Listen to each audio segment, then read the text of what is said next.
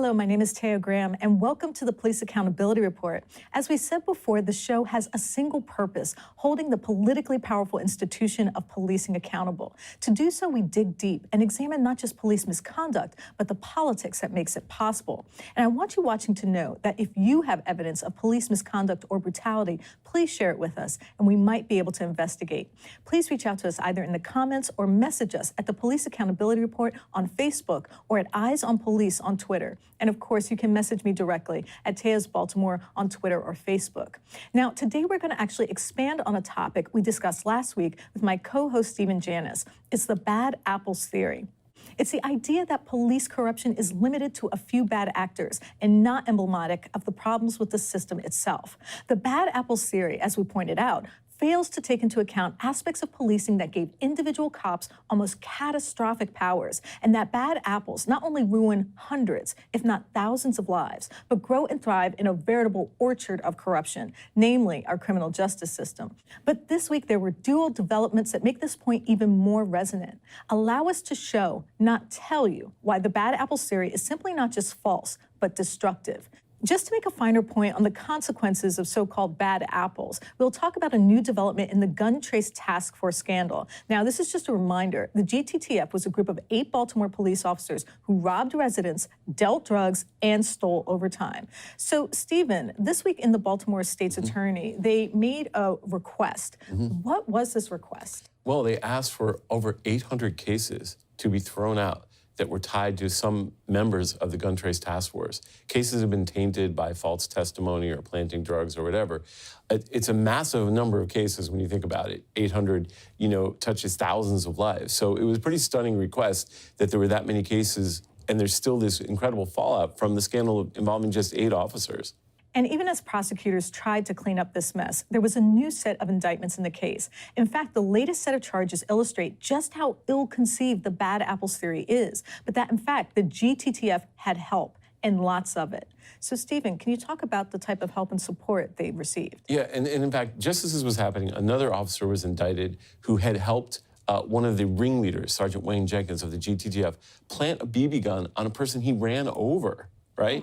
Because he was trying to criminalize him, or he got angry and he just ran him over. So after he runs him over, he gets sort of scared, and he calls a Sergeant Gladstone, who shows up with a BB gun to plant on the guy so they can say the guy had a gun and Sergeant Wayne Jenkins is in the clear. It turns out another officer who was in that car lied to a federal grand jury, and he has since been indicted for lying. But what that tells you is that but everyone knew what was going on, right? Number one, there were lots of people who knew what was going on, knew they were planting BB guns on people to criminalize them, and they didn't say anything. And not only did they not say anything, but they lied to a federal grand jury about it. And so this is just the latest fallout from showing that Sergeant Wayne Jenkins had a support system around him. He had people that would help him, and they're willing to lie to a federal grand jury for him, even after he'd been convicted and charged with incredible crimes. These people were still lying for him.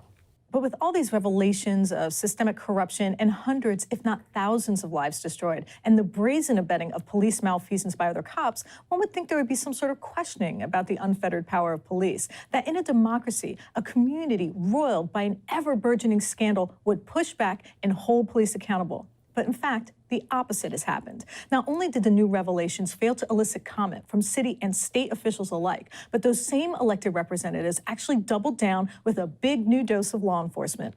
That's right, they decided to give more power and more money to police. Stephen, how did the police department end up with more money after it was proven that they had bad actors? Well, they did one of those things that we as a press continually fall for. They got a bunch of cops together who were already working for the police and gave them a whole new name and spun it out and called it like a strike force, right? So this new thing, that they already had all these cops, they're already working for the police department. They tried out a press conference, we're going to create a strike force. But it wasn't just like reorganizing cops and creating alliances between federal officers and local. They also came up with a ton of money, $17 million, to rent 75,000 square feet in West Baltimore so that they could have headquarters for this new strike force, which is going to be empowered to do what? Militarized policing. What was the GTF doing? Militarized policing. Right. So it's just trotting out the same old thing in new clothes. Look, hey, don't look here. It's the same thing. But the thing is that no one said, that really hasn't been working out, has it? So that's something we wanted to look at. But to delve deeper into showing what this means, we decided to take a look at one of the neighborhoods that will be the target of this new strike force. It's an area that was the former home of our colleague, Darrell Lewis. Last week, he discussed his encounter with a group of drug-dealing cops named Antonio Murray and William King. But this week, he took us on a walking tour of what had been left in the wake of this aggressive policing and why he thinks it will only make things worse. Like, the reason we want to come out here is because, we had that discussion last week about the bad apples, and now we heard there's going to be some sort of strike force at the police department. But I wanted to come back to your old neighborhood because has anything really changed here after 30, 40 years of this intense drug war? And this, when you take us around, what do you see? What's changed? The only thing I see change is more poverty, more hardship, more sadness, less hope. I haven't seen any change. Number one, if you have no job to go to in the morning when you get up and come outside, only thing you have is what you see out here. So you say to yourself, how do I start my day? I'm not able to go to work because I don't have a job.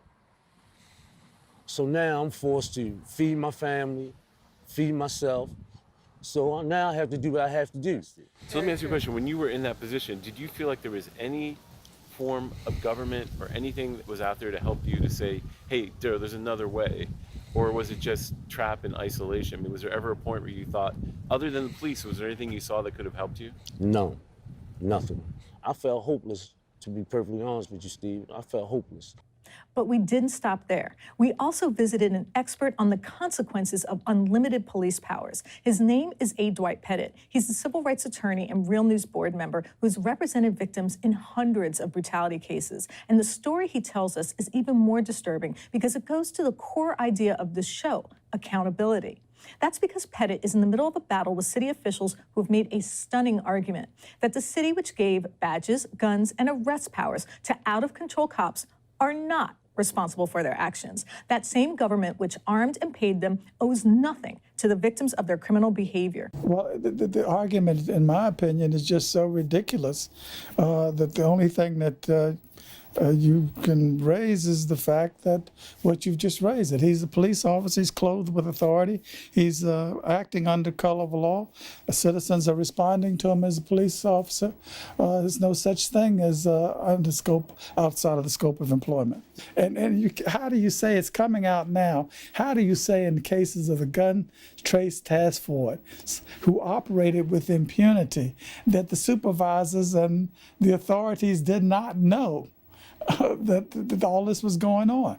How do you raise that defense? Stephen, what does Mr. Pettit's struggle tell us about the relationship between politicians and police? It just shows us how the idea of policing can corrupt a government to the point where, because you have people with badges and guns exercising this power over the impoverished part of the city and become part of a larger narrative of, a city beset with crime, which is really beset with poverty and failing schools, but become that sort of, cover for politicians who don't know how to fix complex problems, can infiltrate the thinking of city government where they were literally say, we're not responsible for these people, but you arm them. You gave them badges, you gave them guns, you gave them the color of law to shoot, kill, arrest, detain, take away the constitutional rights. And you're saying you're not responsible just because they misbehaved? Well, what do you think would happen? I mean, these cops were accused of stealing overtime. These cops were accused of robbing residents. These things were going on. As the previous case pointed out, there were other cops helping them who knew what was happening. Exactly. And you're still saying you're not responsible. It's a freaking paramilitary organization, and it's run by the mayor. So, I think it just shows how difficult it is in this country to hold police accountable in any way, shape, or form. And Mr. Pettit also addresses a central theme of this show. Later in the interview, he talks about how the courts and the politicians literally conspired to hold policing harmless. Police keep getting away with it. Why can't they be held accountable? For real, what do you think? Because the courts have protected them. The legislative bodies have protected them. And so then when you have a president that comes in and tells the police, do what you want to do, I got your back, then this reinforces this and politically reinforces it throughout the spectrum from the top all the way down. So, Stephen, Mr. Pettit also told us something really shocking about how police are defending themselves in court. Well, so basically, in civil suits and even cases of wrongful death, police are making the argument that they were ignorant of the law, and therefore they can't be held harmless, they can't be held liable, or be held even account criminally, because they didn't know it. Okay, wait, let me just stop you there for Yeah. 1 second. You're telling me that law enforcement officers are pleading ignorance of the law to get out of any sort of responsibility for their actions? Yeah, he actually Incredible. told us in cases that he has tried or the cases that he has sued or litigated, that police have said, I didn't know the law, and police have been held harmless, and that the Supreme Court has upheld that. Let's just take a listen to what he had to say. Police officers saying their defense is, I didn't know the law. Right, I didn't know the law, and therefore they derivative of what they call immunity. Immunity from prosecution or immunity from civil liability because of their ignorance of the law. This defense is being used, and it has gone away up to the Supreme Court. Wow. And the Supreme Court has upheld that as good defense. So it's the courts, it's the legislators, and it's the politicians, and in terms of big cities and so forth, and small cities where all this police But a citizen is can't being use tolerated. that. We can't say we were ignorant. No, for us, there's no defense whatsoever. But for the police, Citizen, if you had a client who stole a car and said, I didn't know it was illegal, you go to jail. So let me ask a fairly pointed question. What sort of institution can not only fail at its core mission, but flagrantly wreak havoc on a community, and yet still garner unwavering support from politicians who supposedly represent the people that they harmed? What makes policing so singular and so above reproach that even when it destroys hundreds of lives, the institution itself does not change? Maybe there's a larger lesson here, an example of the precarious balance between maintaining a healthy democracy and empowering people to enforce arbitrary and often destructive laws. If we can't hold the people who have life and death power over us to account, what does that say about the civic health of this country? If a single person empowered by the state can literally destroy hundreds of lives, and the government that gave him that power says it's not responsible, then are we really living in a government by and for the people? These are questions that must be answered in the wake of what we reported today. And it's incumbent upon us as journalists to keep asking these critical questions. And we hope you who are watching will continue to push even further. I want to thank my co-host, Stephen Janis. And remember, if you have evidence of police misconduct or brutality, please share it with us, and we might be able to investigate. Please reach out to us either in the comments or message us at the Police Accountability Report on Facebook or at Eyes on Police on Twitter. And of course, you can message me directly at Tea's Baltimore on Twitter or Facebook. And of course, please like and subscribe. I will be there in the comments section. I'm your host, Tea Graham. Thank you for joining me on the Police Accountability Report.